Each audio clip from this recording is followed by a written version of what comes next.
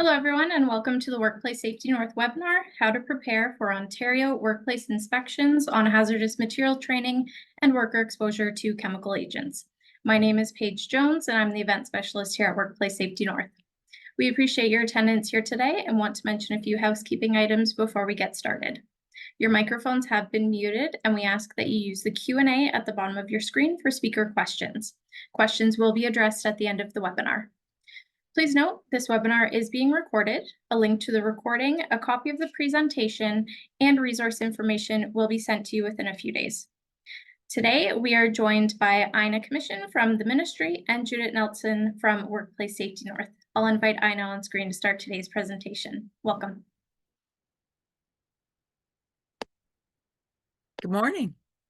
So welcome from sunny Thunder Bay. I'm the one of the occupational hygiene consultants for the Ministry of Labor, Immigration, Training, and Skills Development. I think in the interest of time, I might refer to my organization as the Ministry of Labor. I have a long history of working in the field of industrial hygiene, many different types of industries. So our agenda for today includes a little bit about the occupational hygiene group at the ministry, information about our 2024-2025 workplace inspection campaigns. There are two campaigns. The first is on worker exposure to chemical agents, and the second is on updated WHMIS training requirements. They're actually running concurrently, and I'll give you information about the timelines. And during the presentation and at the end, we and WSN will share training and resources that are available.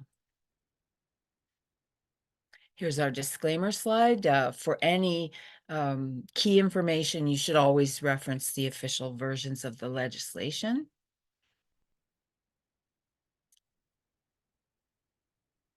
Okay, so who are the Ministry of Labor, Immigration, Training, and Skills Development occupational hygienists? Well, the ministry has a group called the Specialized Professional Services Unit that includes engineers, ergonomists, medical consultants, and the occupational hygienists. And we work within the ministry to support inspections. So we provide technical support on industrial hygiene topics to all of the ministry inspectors in mining, construction, and industrial and healthcare programs. But we also do our own inspections and investigations of events like occupational illnesses. Sometimes we do air sampling in specific industries.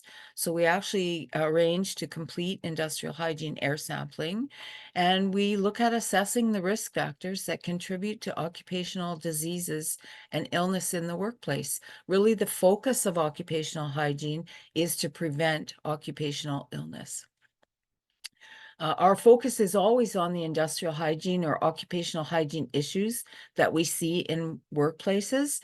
And, of course, we're trying to protect workers from exposure to chemical agents, also biological agents like, molds and bacteria and insects and so on, and physical agents like noise and heat stress and radiation.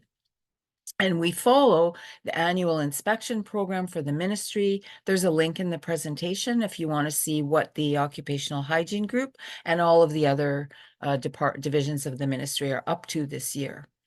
When occupational hygienists inspect workplaces or company inspectors, there are certain regulations that we focus on. So here's a list. We look at the confined space regulation, the noise regulation, the designated substance regulations.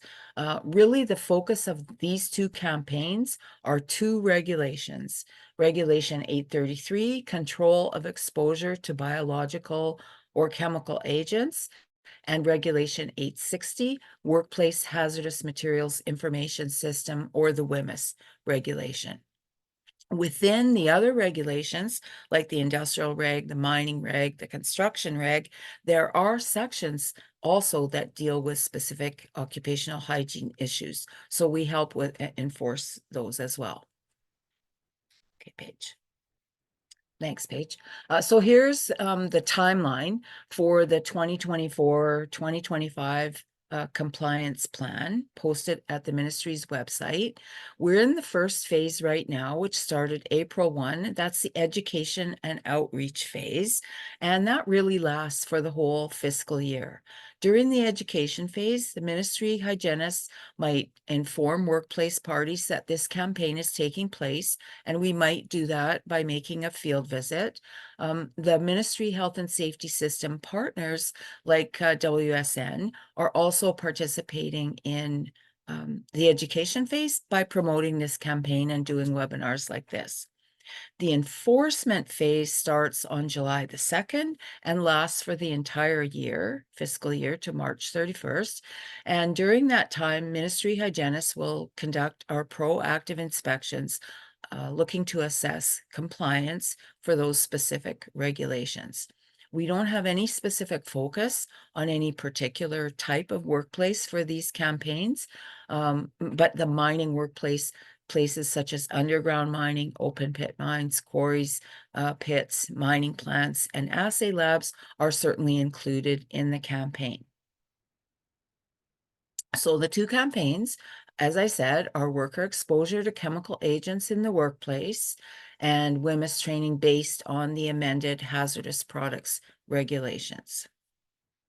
And first we'll talk about the inspection campaign on worker exposure to chemical agents. Thanks, Paige.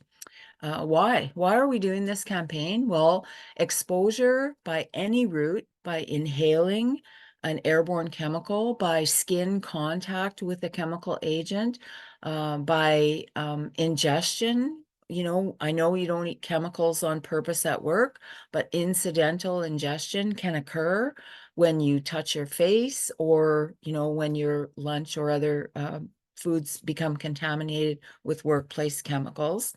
All of those routes of entry can cause acute or chronic health effects. When we talk about acute effects, we mean effects that occur in the short term, such as respiratory irritation, skin irritation, eye irritation, or systemic type effects such as headache, dizziness, nausea that occur during or right after the exposure.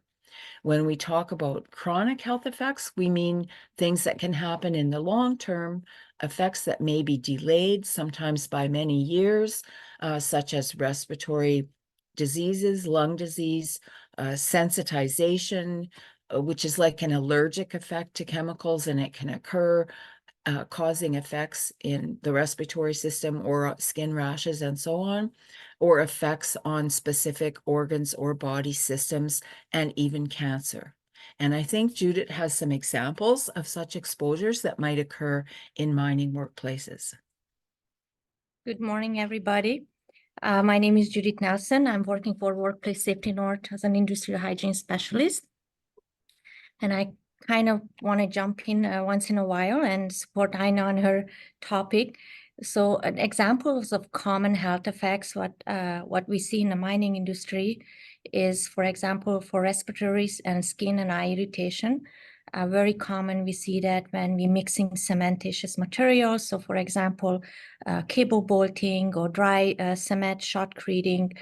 But even, you know, when diamond drillers are filling their holes and they have to mix the really high concentration of Portland cement mixtures when they're plugging those holes. We see that definitely when we have a very poorly ventilated area.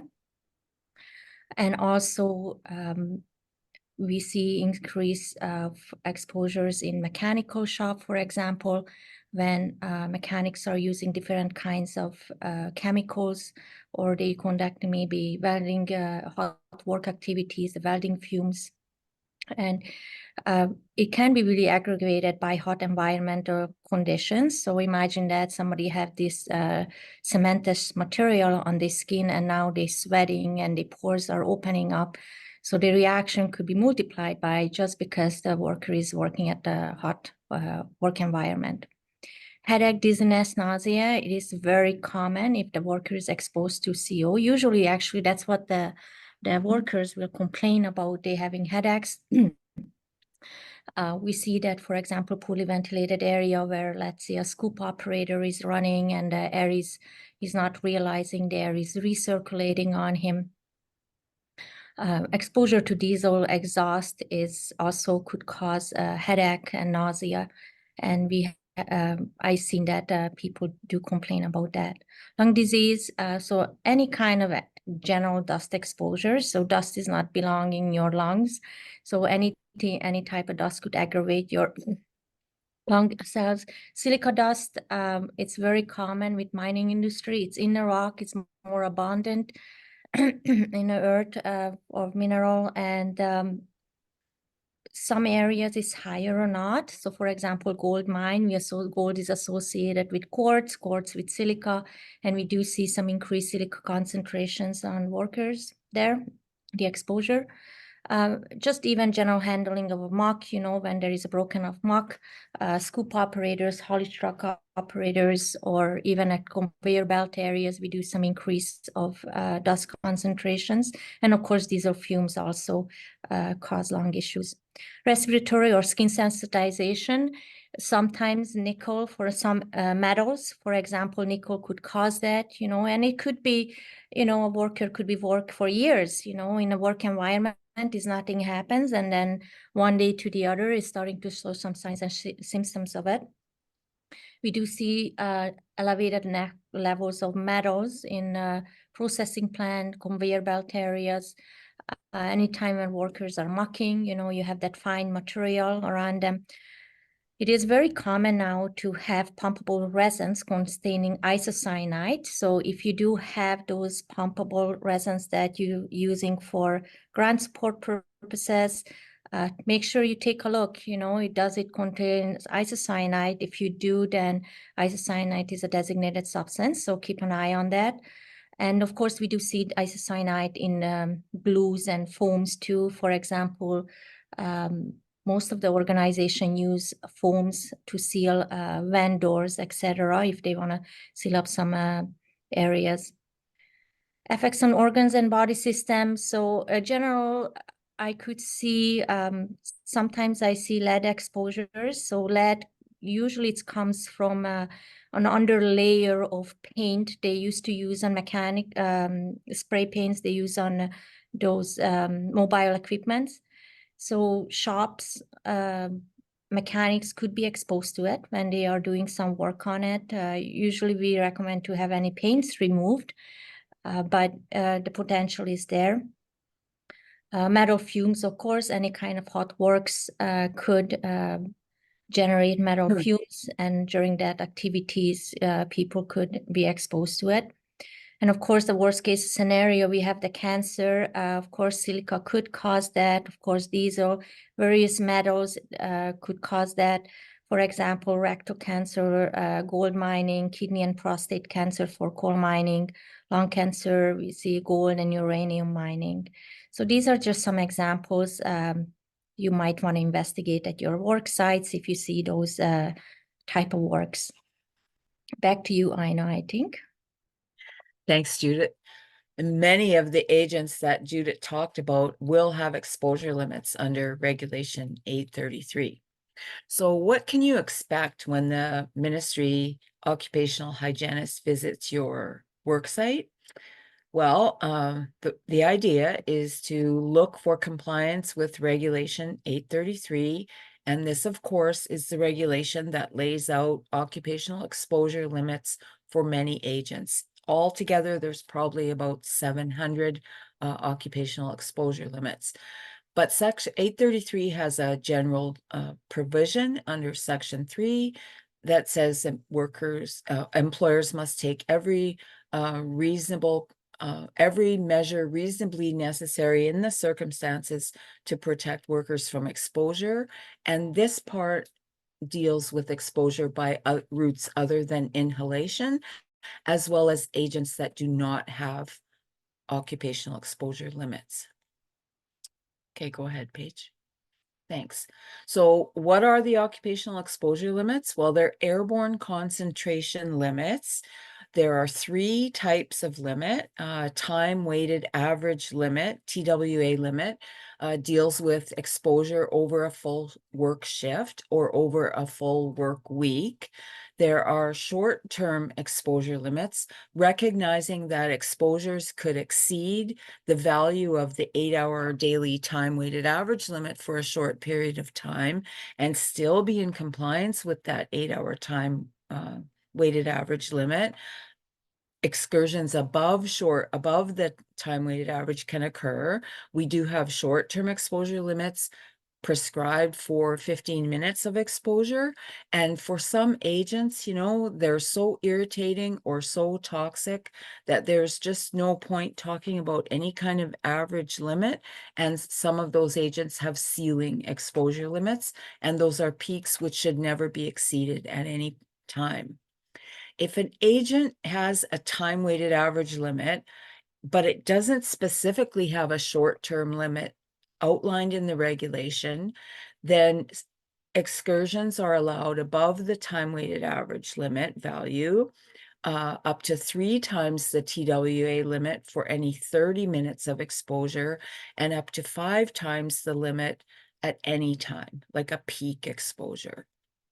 So we'll look at whether a workplace is in compliance with any of those limits.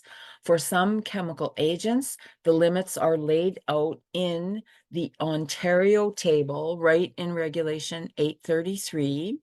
And for others, if you don't see it in the Ontario table in 833, then you want to look at the American Conference of Governmental Industrial Hygienists limits, threshold limit values, they're called, and those limits apply. Now, the regulation specifically adopts the 2017 version of the ACGIH TLVs, and from time to time, that is updated. So the next time the regulation adopts a new version of the ACGIH limits, it'll be a newer version of the booklet. If you want to see all of the limits all in one place, then they're posted on our website, and the link is provided in this presentation.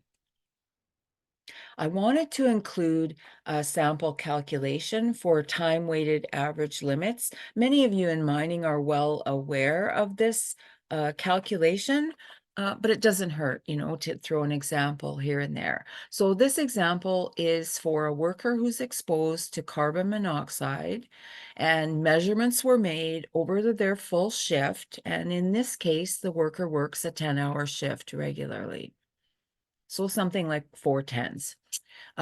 So if the measurement result is 22 parts per million over that 10-hour shift, is that worker overexposed? You know, is that exposure higher than the Ontario time-weighted average limit of 25 parts per million?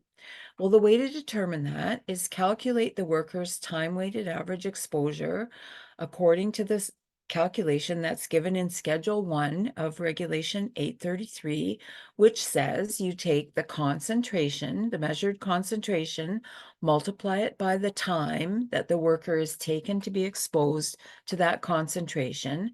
If there are other concentrations during the same shift, you do the same thing, multiply the concentration times the time that the worker's taken to be exposed, add all those up, and then divide by 8. What this does is normalize the exposure to an 8-hour shift. It calculates the value that the worker would be exposed to if they got it all in an 8-hour shift. So let's run through the example. The daily time-weighted average exposure for this worker would be 22 parts per million multiplied by 10 hours and divide by 8. And the result is 27.5 parts per million. So this worker, at first glance, when you look at the result of 22 parts per million, it looks like they're not overexposed because that 22 is less than 25 parts per million. But when you do the time-weighted average calculation, you can see that in fact they are overexposed. 27.5 parts per million is higher than the carbon monoxide exposure limit of 25 parts per million. There are other ways to deal with extended shifts. The regulation actually refers to one method called the Quebec model, and there are other ways that you can look at extended shifts, but this is the way that's outlined in the regulation.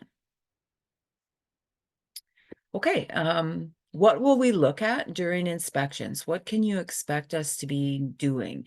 So, we always want to identify whether there are chemical exposures in the workplace. How would we do that? We might look at your safety data sheet collection. We might look at labels of chemical products that are used in the workplace. For sure, we'll be watching what's going on in the workplace. We'll be observing equipment, work tasks. We're seeing how workers are protecting themselves while they're handling chemical products or doing work involving chemicals. We might look at gas monitors and calibration equipment if the workplace is actually doing their own monitoring. If air monitoring has been done, we'll look at the results. And we may collect and review any other workplace information that's available. Judith. Alrighty. So there is steps you could take to eliminate issues when INA comes to the site. So these are just some improvements you could do in-house and do some auditing. So for example, review safety data sheets and labels.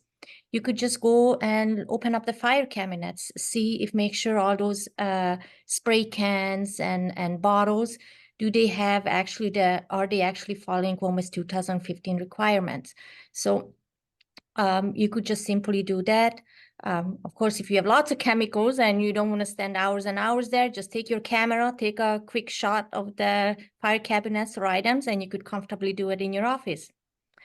To make sure all those chemicals, you actually have a safety data sheet. Is it commonly, I see that where lots of contractors coming into sites and they bring in their own chemicals, and lots of time those chemicals end up on site in the fire cabinets all over on a property. So you just want to make sure if you do using those chemicals, you actually have the safety data sheets for them, and of course you inform the workers about the hazards. Look at your safety data sheets. I've seen that many places, there is still very commonly, I see the binders, which is very useful because it's right at the work site, so people could use it. They don't have to go to a portal or a computer office where it's on a computer. But when you look at those binders, take a look, are the safety data sheets are correct? Because we do see lots of very old, 10 years old, 15 years old safety data sheets, all curled up yellow. And in fact, there is some new versions out there. So, and it's very easy, safety data sheets, it's available for everybody online. You just, a quick research, you just type in the product name, the company, and type in SDS, and you just put PDF right after. It's going to take you right to the PDF version of that safety data sheets, and you could just print and place it in your binder. So it's important to update those safety data sheets and look at them. Are they actually current? One way to easily to recognize if the safety data sheets is fairly old is look at the pictograms. You're always looking for that red diamond shaped one. You know that the safety data sheet is updated if it has that red diamond pictogram on it. Also, you could look at how many sections that safety data sheets. A long time ago, we see some safety data sheets only with 9 sections or 8 even, I saw. So look at how many sections you have. That's another easy way to identify. Another way you could check is actually look at the publication date. So it's usually at the bottom of the safety data sheets or on the top. And if it's older than 2015, you might want to look for a new version for that. Of course, observe equipment. Look how people are working, the jobs, how they doing. Look at, what is the potential exposure? So for example, if you're going underground and you're taking a tour, just a simple safety inspection, if you see generated dust, go and investigate, what causing that? Do they have a shotcreting going on that level?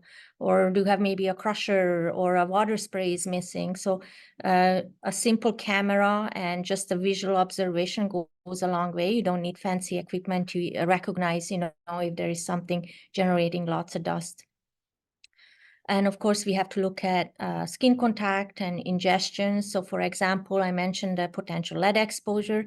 Now we have to look at that, or the person maybe not washing their hands before they actually having their lunch, so personal hygiene is very important too. So we just want to make sure that's provided to the workers when they're working with in these contaminated environments.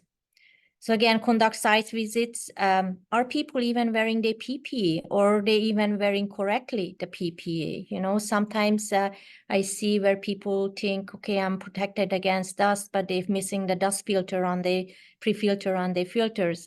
So we just want to make sure that when workers are actually using PPE, they understand how to use it, and they're actually using the correct PPE, the correct size, the correct type.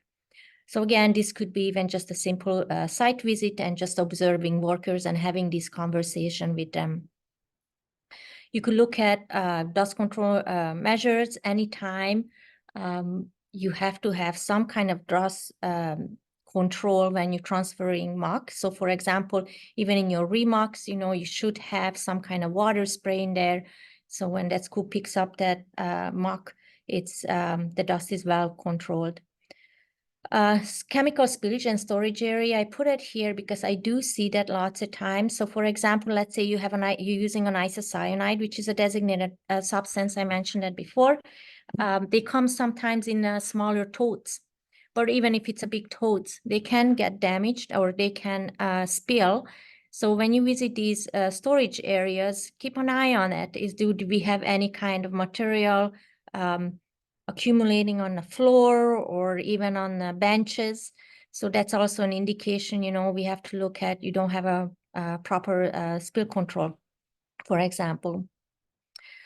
Ina mentioned that potential monitoring, let's say about gas monitoring, and most of the mines are actually they own gas monitoring equipment and they're using it, but just because they're using it so often, they keep it for themselves and do the calibration on it, and they have a system. Just something to keep an eye on, that those calibration gases, for example, are expired, especially the multi-gases. Most commonly, some of them are expired 6 months. So I do see that lots of times when the gas is still full, but it's already expired because the newer instruments don't use too much gas. So we think it's going to last forever, but the quality of the gas is not there when they calibrating. Keep your instrument calibration certificates just in case, they're going to check on it and see, when was the last calibrated the instruments. And just as basic as that is the person who's using the equipment, are they actually understanding how the equipment working? What are the limitations? So again, just as simple as that, you could do some walk along your work areas and ask the workers, what does that numbers mean? Do you know what gas, you're monitoring with your little badge or multi-gas monitor? Or when the alarm comes on, what do you supposed to do? Or what do you think when is the A1 or A2 alarm comes on? So simple as that would allow you to understand if the worker is knowledgeable about the use of this equipment, or even technical services. If you have an industry ventilation person or safety person who using these instruments to measure, data logging, some numbers that, and just to make sure the person who's actually doing it is understanding that what they're actually doing with the instruments itself. I think next you coming, I know. Oh no, one more. Okay. So the data, I see that out there that lots of time we collect data, but we're not doing anything with the data. So ideally, what you want to do, you want to have some kind of system where you're recording the data and you're actually trending it, because it's important to be able to go back and look at it and say, okay, are we increasing, decreasing? Are we stabilized with exposures? So it's important that when you take those readings, don't just have it on a piece of paper and shove it in the bottom of the door, because really it's meaningless that way. If somebody actually wants to understand what is the exposure, it's just as simple as that, you could create like an Excel sheet, and you could put the date and a date on it, and a gas type, for example, or any agent type, and the concentration numbers. And if anybody wants to go back and look at the data and analyze it, and maybe doing some statistical analysis on it, it's easy to do because it's in the spreadsheets, and you're going to able to see it, if there is any significant changes, for example, CO exposure in certain areas. So it's important to have those data available and usable. And of course, any kind of monitoring you do, you must involve Joint and Health and Safety Committee. They have to know, what's the results, because these informations goes a long way, and they are actually the one who communicate with the workers lots of time very effectively. So I myself, if I go do visits, the site, I try to always involve at least one worker side of the Joint and Health and Safety Committee. It just goes a long way. And of course, we have to inform them with all the results anyway. So yeah. And this is just an example of a gas monitoring, CO monitoring data. I downloaded one of my equipment. So this is something anybody could do. Awesome. Thanks, Judith.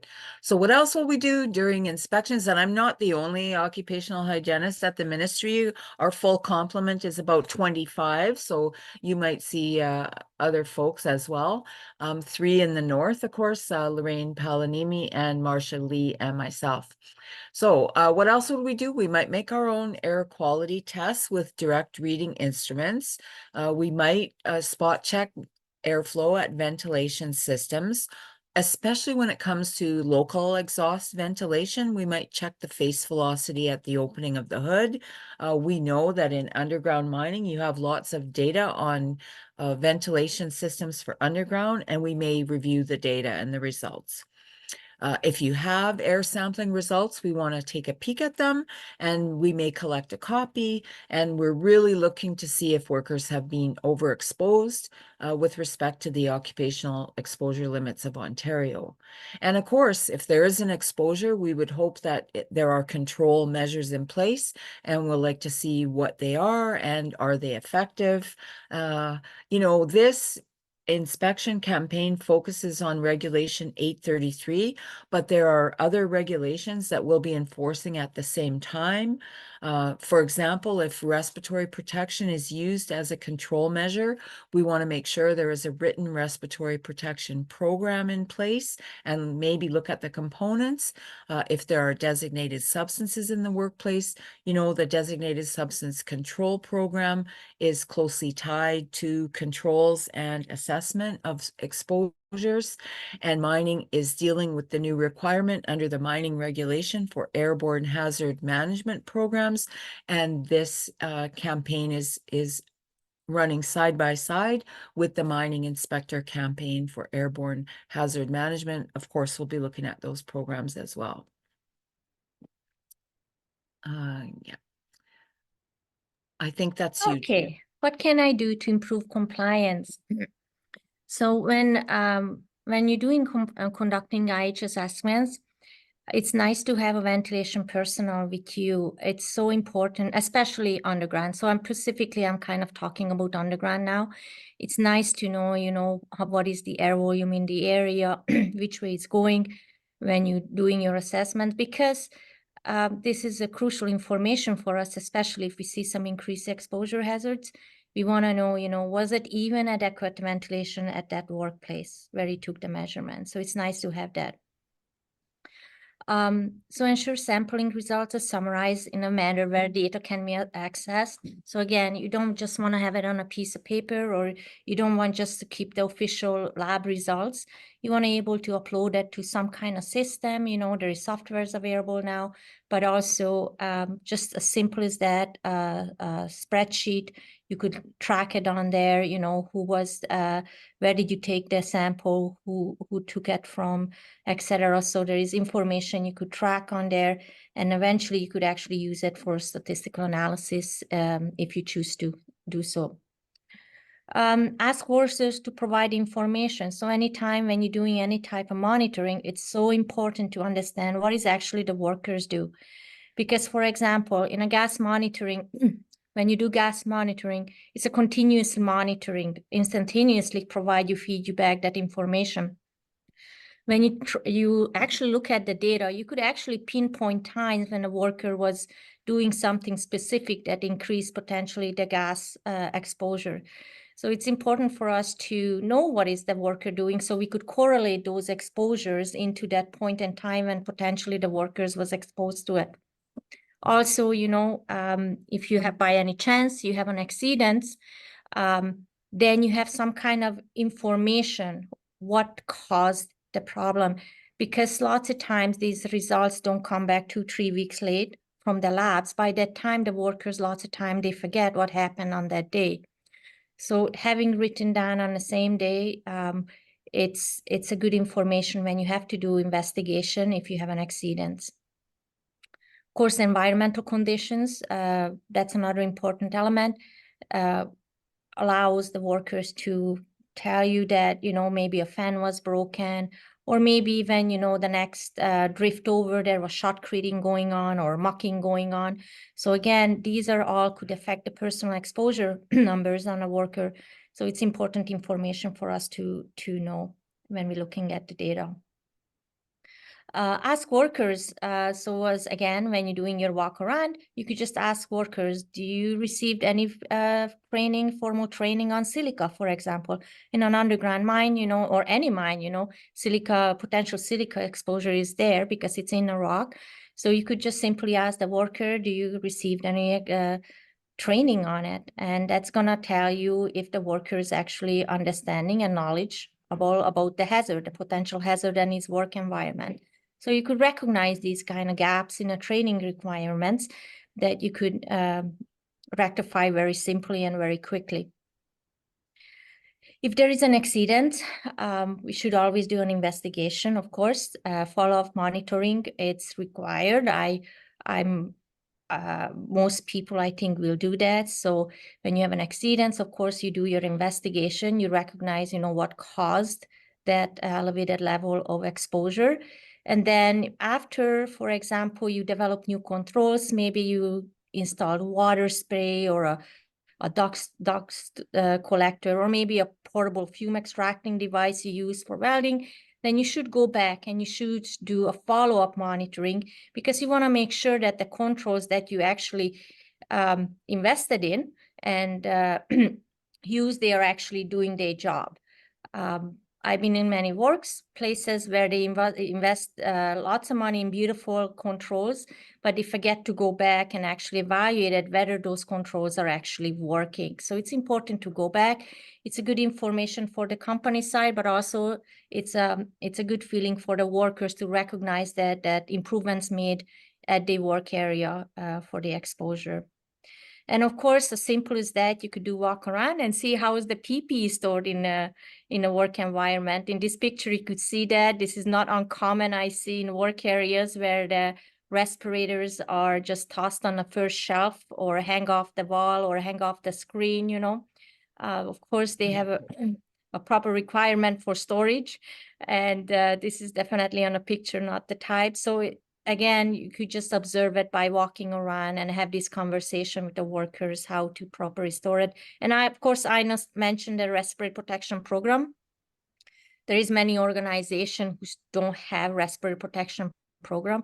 So that's one thing you might want to look into it, because most mines have some types of respirator available for the workers.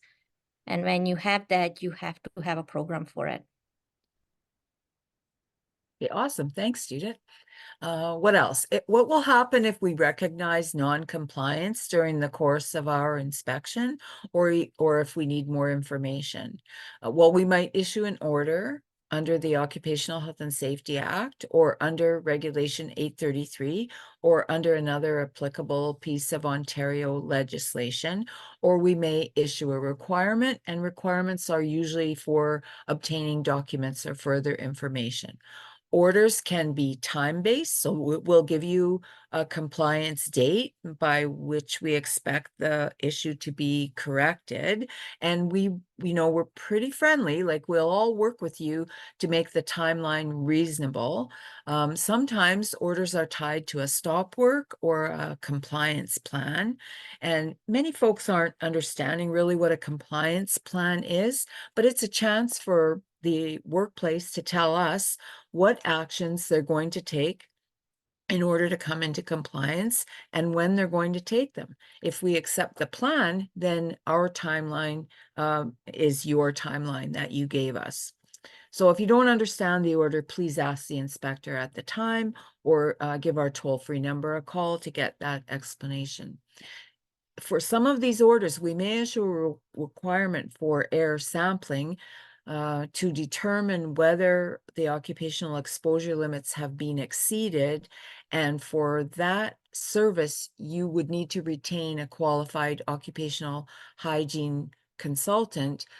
Regulation 833 requires that occupational hygiene sampling be done by someone who is qualified and has experience in the practice of occupational hygiene.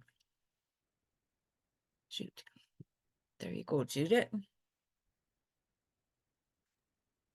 Okay, so how can we provide you support? There is other organizations out there who could help you with this process. But for WSN, we could conduct field visits, and I do that regularly. In fact, right now I'm on a field visit. So we do field visit, and I could just provide you general recommendations for improvement. And just simple as that, as I go walk around with the supervisor or a joint and health and safety committee member, and I just walk around and we just make some observations as we're going on. We also provide some exposure assessment. So it could be a general exposure assessment, but maybe if you have a designated substance, we could do a designated substance assessment specifically to that designated substance. For example, silica, isocyanide, lead, or any other ones that you have at the site. We also provide ventilation assessments. If you feel that you like to have a third party coming in and look at your ventilation, we have availability to do that too. We do gap assessment for industrial hygiene management systems. I could usually, it can be done two ways. You could have a field portion of it, and I could also just do a tabletop where I could just look at your documents and I inform you about your gaps if you're missing something. And that's usually I compare your documents directly to the regulations and an act when we do that. Develop training material, control programs, and policies.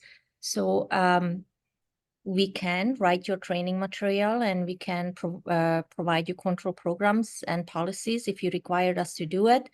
Ideally, this is done in-house, but if you don't have resources where a person understand or how to do that, we're happy to help you out with that too. Either mentor you on it, how to do it. We could do it together as a team, or even just us could do it too with involvement of your sites.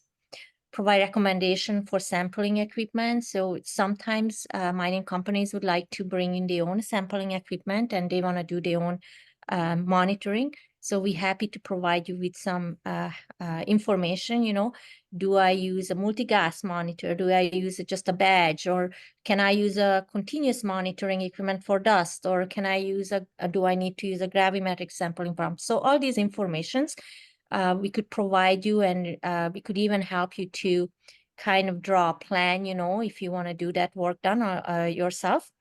And this could be done jointly with us as WSN, we could be an oversight, helping you guys to do that work, or even just provide you information how to do it completely in-house.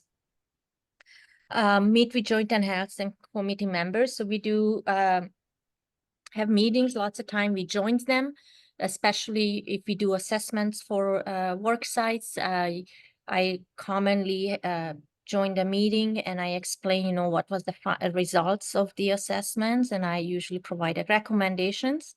So that's another element we could help you out with. And we could answer lots of questions, especially, if workers are not sure, about the reports. That's a good time to bring up those questions or concerns. review documentation, recommendations or improvements.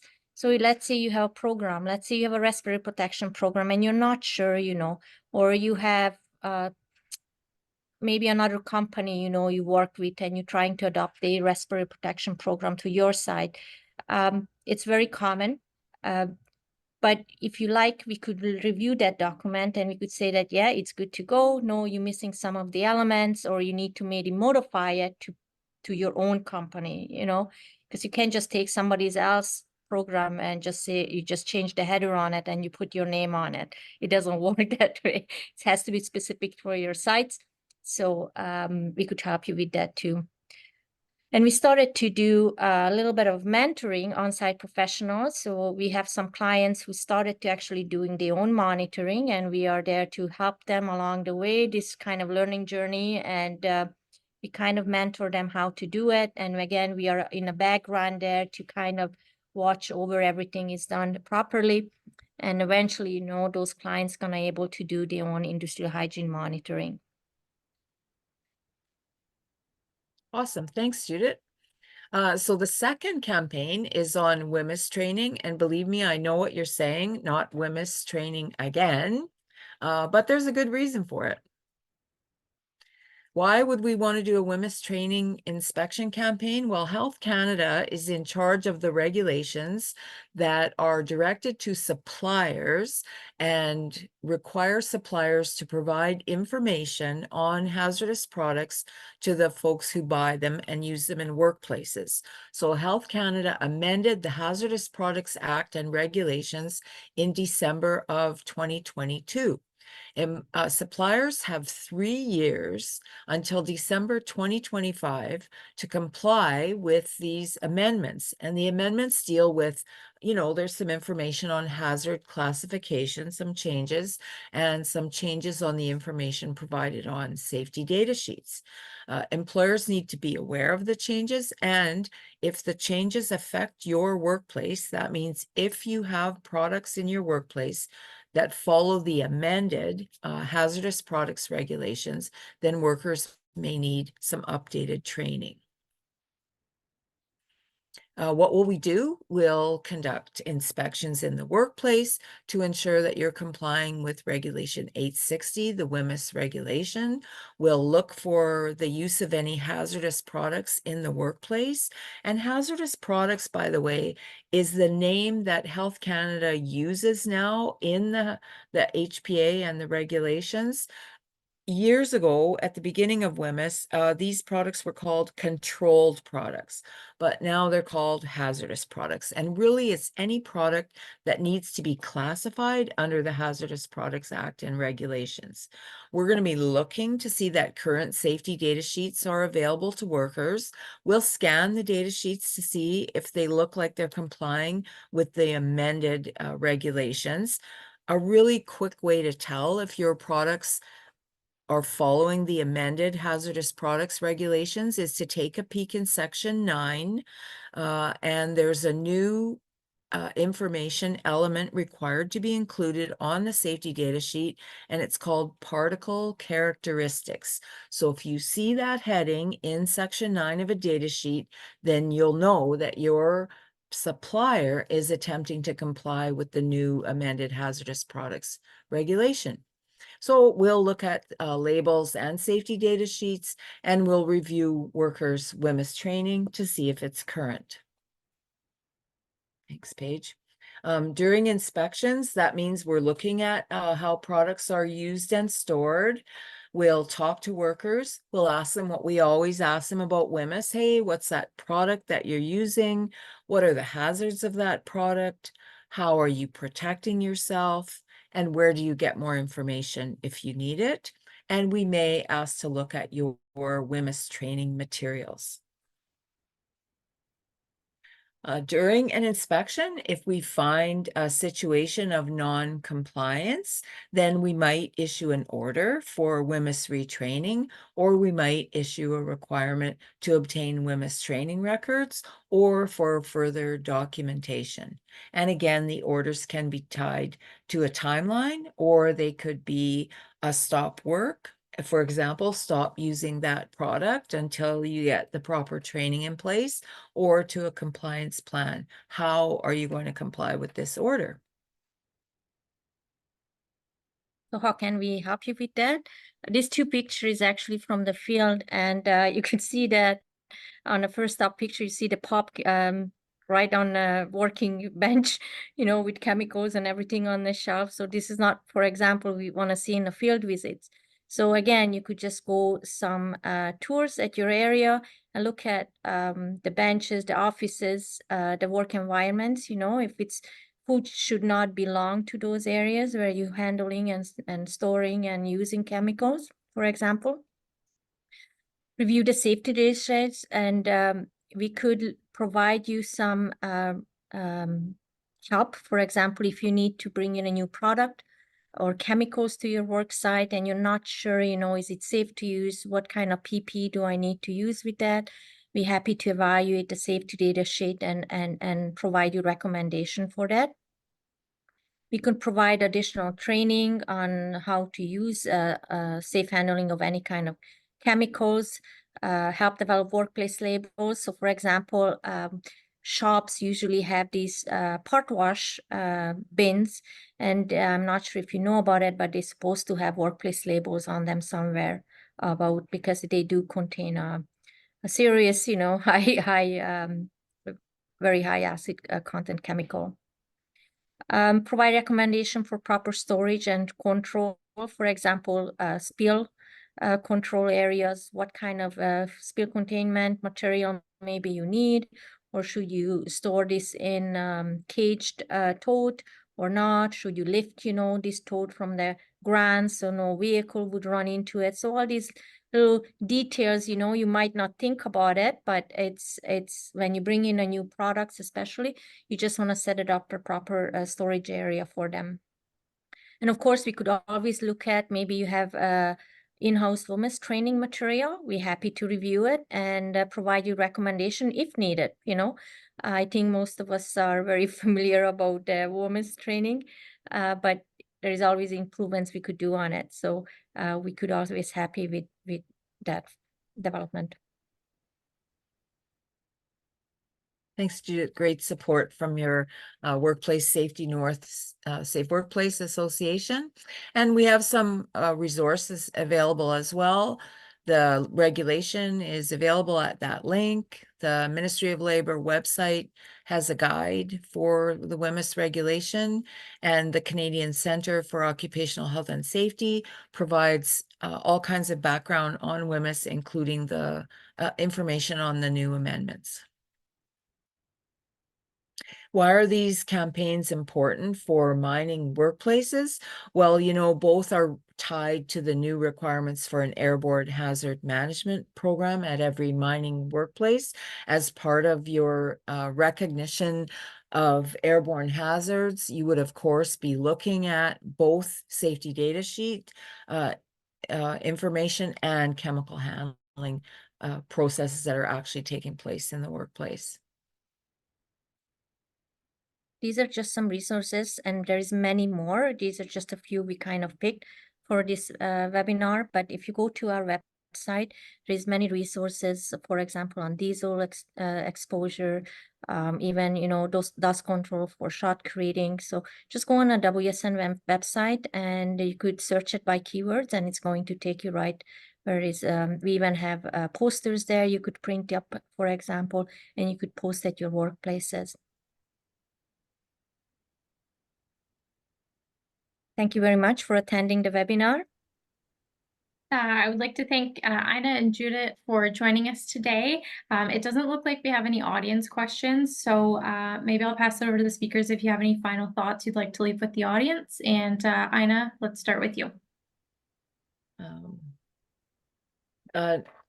That's a good question, but you know what? I look forward to visiting the mining workplaces, as do the other hygienists, and we're pretty approachable folks. So please ask us questions if you're interested in complying better with the regulation. Thank you. And Judith? Don't panic. You do. You've been doing very well. You've been operating for a while and you will be going too. So it's just, improving maybe some of your controls you have or some of your programs, police procedures. So WSN there for resources. We have many, many very smart professionals who is very knowledgeable on these topics. So you don't be shy to reach out to us. And we are happy again to go for a field visit and just give you some general improvements, recommendations. And if you want us to do assessments or dig into more details of, for example, ventilation, we're also happy to help you out. Wonderful. Thank you so much. Thanks again to our audience for attending today's webinar. As a reminder, a copy of the presentation and the recording will be emailed to you within the next few days. Thanks again and have a safe day. Bye. Bye, everyone.